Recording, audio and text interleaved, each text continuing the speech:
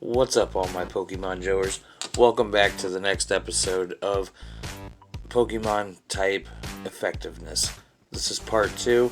This episode, we're going to go more into why a move is super effective versus, or more like how it's super effective and why it's super effective, more than just it's super effective. So this is going to be a lot of math in the first part, but the rest of it will make sense to you. So let's go ahead and get right into it, guys.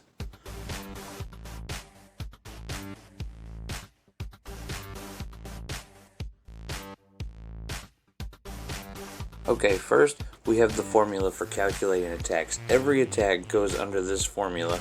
This formula has a lot of variables. A is the attacker's level, that's you. B, it's the attacker's special, that's you again if you're attacking. C, it's the attack's actual power. D, it's the defender's defense or special. X is the same type attack bonus, also known as stab. Y is type modifiers, and Z, yes, is a random number between 217 and 255. Now this big equation might look like a bunch of numbers and variables, probably because it is a bunch of numbers and variables, but it all makes sense. If you have a level 50 Charizard and his attack does 80 damage and he has a 160 as his physical attack stat and it's a physical attack move, the defender has low physical defense and it's a fire type with a fire type move, it's going to do a lot of critical damage. That's basically what all that means. So, let's look into super effective damage.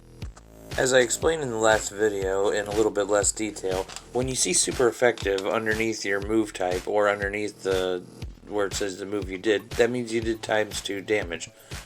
Now, if you see no quote, that means you did effective damage. As an example, if you hit a fire type Pokemon with a fire type move, it's going to do effective damage. It'll do exactly what the move was meant to do, nothing special.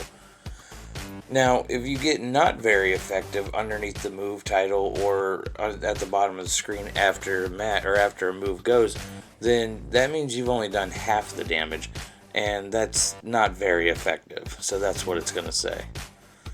Now, you got to remember that this goes both ways, so anything that you can do to attack them, they can do to attack you, so you want your defense to be up really high. Now, in this battle that I'm simulating, I chose Coalossal as my Pokemon to use. Coalossal is a Rock and Fire type Pokemon. Fire type Pokemon are super effective against Bug, Steel, Grass, and Ice. My opponent, on the other hand, chose a Ferrothorn. Ferrothorn is Grass and Steel. Now remember I said Fire types are strong against Bug, Steel, Grass, and Ice.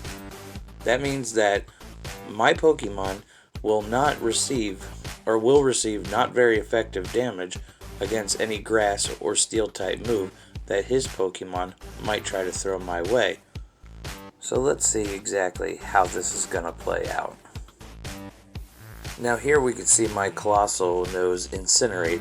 Incinerate's a fire type move. It's a special type attack. It does 60 power, and again, it's a fire type move. I'm a fire type Pokemon, so a Pokemon whose attack is the same as the Pokemon's type will give you what's called Stab, the same type attack bonus. The attack is the same type as the Pokemon. Let's see how efficient a Stab fire attack will be against a Bug/Steel Pokemon.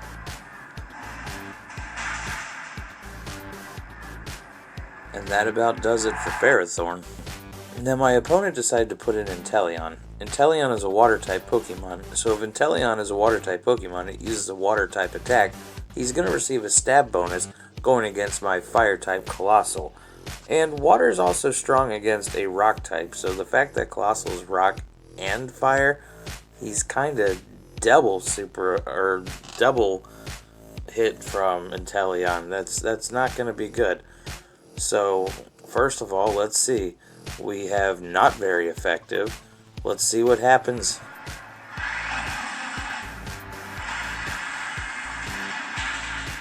And Coalossal is down for the count. Well, that's it for today, Pokemon Joers. I got a different background right here just to show you that we do need to make sure we're drinking lots of water, wash our hands, and stay safe. I do love each and every one of you. Go ahead and hit that like button, hit that subscribe button, hit that bell notification. Let's go ahead and build this channel up. Part 1 was a little bit longer than this one. Part 2 was a little bit easier. A lot more math, a lot more explanation, but a lot less time. Thank you guys, and I want to say I love you, and I'll see you guys in the next one.